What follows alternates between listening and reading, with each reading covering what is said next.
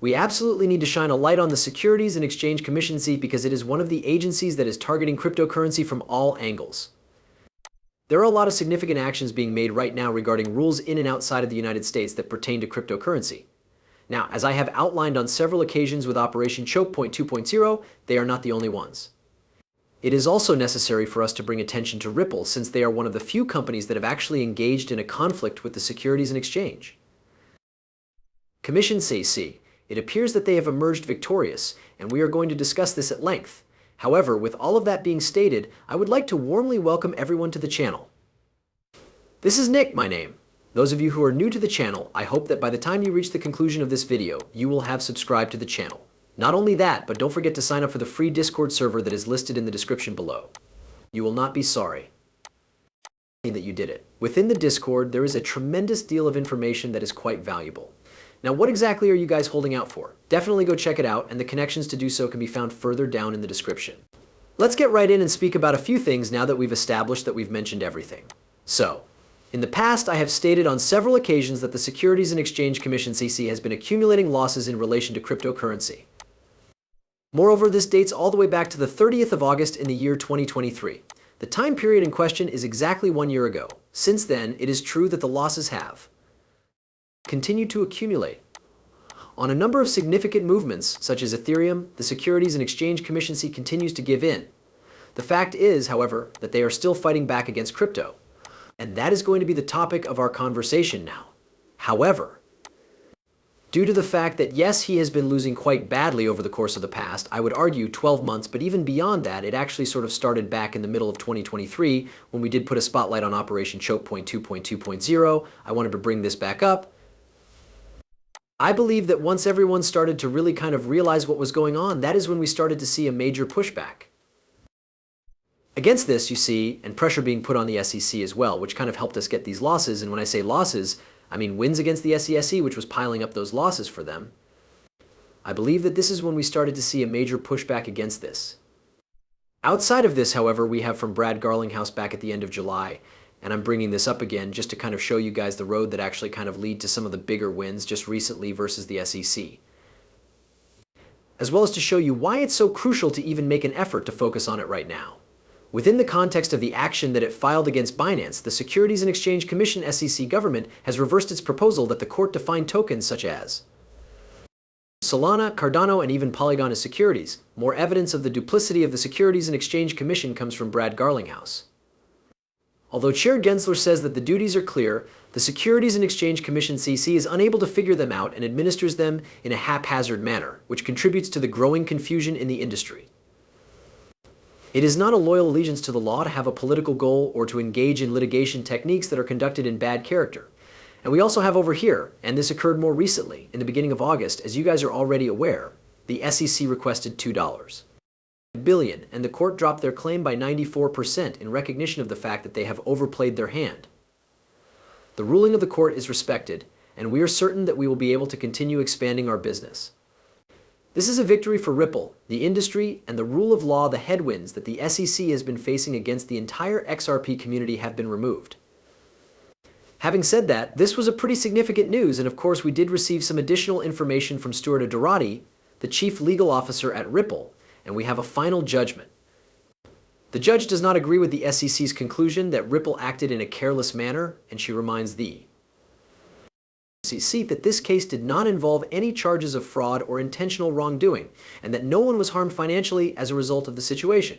She does not agree with the unreasonable demand made by the SEC for $2 billion worth of fees and penalties. The judgment of $125 million is respected by us. In the case of some previous sales to sophisticated third parties, the court has set specific restrictions. Therefore, if that is the case, they will most likely pay the fine of $125 million. However, we still have a little bit further to go when it comes to this issue still. It is a very major win for Ripple, and it is a massive loss for them, as required by the SEC. Listen, I'm not going to minimize or exaggerate the significance of this. On the side of the SEC, this is a significant loss. Can you guess what happens when you build on top of this? Ripple has already been awarded a court victory against the Securities and Exchange Commission, according to institutions we have here at Smoke Dog. Ripple has been successful in this endeavor. XRP sales are possible in the United States. 60 days to file an appeal. The appeal must be submitted before the beginning of October. Want to have rapid access to institutional data such as this as soon as it is published. And at the same time, you guys can go check out the Smoke Room from Smoke Dog. I really recommend that you do so because he is an outstanding researcher in the field. I've had the pleasure of actually speaking with him, and he is a wonderful person. Nevertheless, we have the complete breakdown of the victory over here. To add insult to injury, this is without a doubt the last chapter of the case between Ripple and SEC. This is something that I am extremely excited to finally put behind us because I am of the opinion that it is going to lead to huge institutionalization, not only on the Ripple side of things, but also on the XRP side of things, which is going to be of enormous benefit to those who own XRP. On top of this, the fact that institutions are already celebrating this victory is a clear indication of the direction in which we are heading with regard to the appeal. Additionally, we have a more recent information concerning the Securities and Exchange Commission, specifically with regard to the XRP side of things. This is because you should remember what the case initially involved. Specifically, the token itself was a security in and of itself. That is why I am bringing this up. As a result of this significant news that we have just received from Marco Santori today, the federal court for the Northern District of California has ruled that none of the tokens that are trading on Kraken are securities. This decision was made as a matter of law. In terms of the idea of clarity, this is a big victory for Kraken, and it is also a victory for crypto users everywhere. In addition to this, it validates Kraken's long-standing location. The fact that it does not list any securities. In addition, the court ruled that the Social Security Administration's SEC self-serving development of the notion of crypto asset security was at best ambiguous and at worst incomprehensible. In order to question, both out loud and on record, the reason why the SEC persistently mischaracterizes Kraken's position as requiring a written contract in order for there to be a security, the court pointed out the SEC's use of straw man techniques. Despite this, the court decided to allow the lawsuit to move forward with the discovery phase. How is it? Continue reading. In a fundamental sense, the court in the case of Kraken made the same distinction as it did in the dispute surrounding Ripple. There is no such thing as a security, but the agreements that surround a token can be. The Securities and Exchange Commission (SEC) has been unable to win with this tokens or securities hypothesis, and it will not be allowed to depend on it in the future. On the other hand, it will be necessary to demonstrate that the Howey test criteria are met for each and every purported transaction that takes place on Kraken. This is not the case, and we are looking forward to demonstrating this through discovery. Kraken will engage in combat, and Kraken will emerge victorious.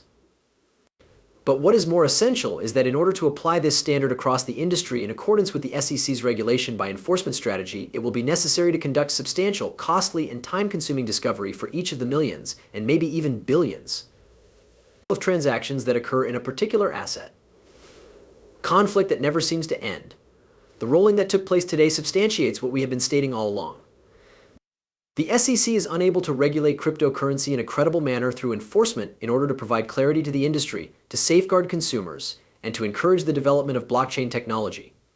It is imperative that Congress approve a comprehensive foundation for market structure. We would like to express our gratitude to the court for taking this matter into consideration, and we salute all of those members of our administration who are working relentlessly to make this a reality. Now, Stuart Aderati went and actually remarked on this because, folks, this is a very huge gain on the side of cryptocurrency, and also we have another court, this time in the Kraken case, affirms that there is no such thing as a crypto asset security. Bad news for the Securities and Exchange Commission, whose entire strategy for regulation by enforcement is dependent on that faulty premise. Moreover, this completely destroys the argument that the SEC is